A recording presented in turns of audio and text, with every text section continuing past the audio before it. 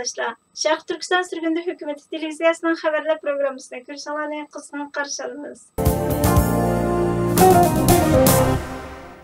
Erkin Asiya Radiosu'nun aşkarlaşıca turmuşini aşpazlık ve yağaçılık bilen qandaydigan Uyghur Erkin Emincan 2017 yıldan burun telefonda kanunsuz materiallarının görülgenligi bahanesi bilen tutqun qılınıp 8 yıl türmüge qamalgan. Türmeden chiqqandan keyin behuda jazoga uchraganligi sababidan to'lam talab qilgan. Shundoq bo'lishiga qaramay 2017-yili Xitoy, Uyg'ur va boshqa turkiy millatlarni umumyuzlik tutqun qilganda yana bir qatam tutqun qilib 2 yil qamalgan. 2 yildan keyin qo'yib etilgan. Aradan 2 yil o'tmay bu yil 9-oyda 3-qatam tutqun qilingan.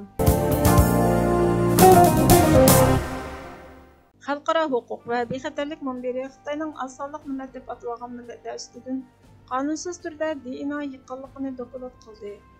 Avgustda nashr qilingan payshanba kuni e'lon qilingan bu yangi doklatda Xitoy o'zi asonliq millat deb atalgan millatlarning ovozini bostirishda Xitoy Kompartiyasi yana bir qatam DNA sonliq ma'lumotlarni yig'ish orqali kishilik huquqqa daxl-daruz qildi. Xitoyning bu noto'g'ri qilmishi yomon g'araz uchun xizmat qiladi. Xitoy keng ko'lamda gen yig'ish orqali gen bankasini taraqqiy qildiradi. Xitoyning kishilik huquqqa daxl-daruz qilish qilmishi sababidan fan tadqiqot jurnallarining Xitoydan kelgan maqolalarni rad qilishga aloqador chaqiriqlarmi bor. Sonliq ma'lumot ombiri Xitoy doiralari sodir qilgan insoniyatga qarshi ilib berilgan eng qabih jinoyat ekanligini isbotlaydi deyildi. Torontodagi aqllar ombirining xabariga qaraganda Xitoy hukumati qonunsiz holda Uyg'ur va boshqa turkiy millatlar, shundoqla asonliq millatlar deb atalgan millatlar to'pining DNA dokladini to'plagan. Shundaqla odam organlarini yig'ib olgan olimlar va tibbiy xodimlarning bu qilmishi insoniyatga qarshi qabih jinoyat deb atadi.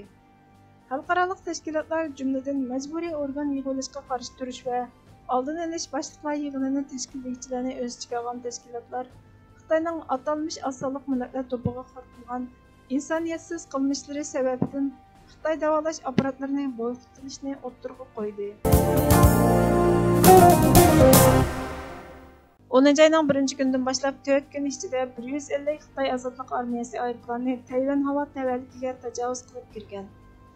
Davlat mudofaa ministri Chiu Kuo-ching Xitoyning Tayvanga qilgan hujumi rekord yaratib, bir necha kun o'tgandan keyin, ya'ni payshanba kuni Beijing bilan Tayvan orasidagi tirkishishning 40 yildan buyon avjiga chiqqanligini bildirdi. Xitoy juma kuni Amerika hukumatidan Tayvan masalasining inchki nuqtalarini tunishini va Xitoyning bir davlat prinsipida ching turib Tayvanga qurol-yarog' setishni, askar tarbiyalashni, harbiy hamkorlikni to'xtatishni talab qildi. Hindiston chegarasining g'arbiy qismining qo'mondoni Xitoy general Jang Shudong 1-oktyabr oshqozon hujayi raki bilan 58 yoshida o'ldi.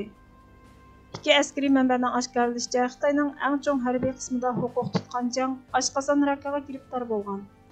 6-oyda g'arbiy qismining qo'mondonlik vazifasini ustiga olgan. 2 oy o'tgandan keyin iste'fo bergan. Hindiston chegarasida vazifa o'tayotgan Xitoy askarlari va qo'mondonlarning turli kasalliklarga giriftor bo'layotganligi ma'lum. İsmini oshkorlashni xohlamagan bir harbiy manbaning aytishicha, Jang va u iste'fo bergandan keyin uning o'rniga vazifaga tayinlangan shu Xitoy armiyasining chaqnagan yulduzlari emish. Shundaqla Xitoy raisi Shi Jinping ulardan nurg'un umidlarni kutar ekanmish. Har qanday badal to'lab mustaqillik va hurlikning buzg'unchilikqa uchrashiga aslo yo'l qo'ymaslik. Hurlikni va mustaqillikni haqiqiy ma'noda qo'g'dash va buning uchun eng oxirgi tomchi qinini iqtib, insoniyat tarixini shonliq o'rnaklar bilan bezash. Mana bu mustaqillik va hurlikning haqiqiy mohiyatini, keng ma'nosini, yuksak qiymatini vijdoni bilan tunib yetgan millat uchun asosiy va o'lmas prinsip. Faqat mush prinsipda ching turib, har turli fidokorliklarni har vaqt berishga tayyor millat davomli insoniyatning hurmatlashi va qadrlashiga loyiq bo'ladi, deydi Mustafa Kemal Atatürk. Bu prinsipga amal qilmagan millat qulluqqa, xo'rliqqa mahkum. Tavranmas ishonch, kuchli iroda, izchil harakat, qattiq intizom bizni mustaqilligimizga elib boradi. Mustaqil davlatimizda hurligimiz, qadr-qimmatimiz bo'ladi. Hürmetli görürmenler, haberlerimizden kökünanlar için köp rahmet. Kiler kıttım programımız görüşkice Allah'a emanet boğaysılar.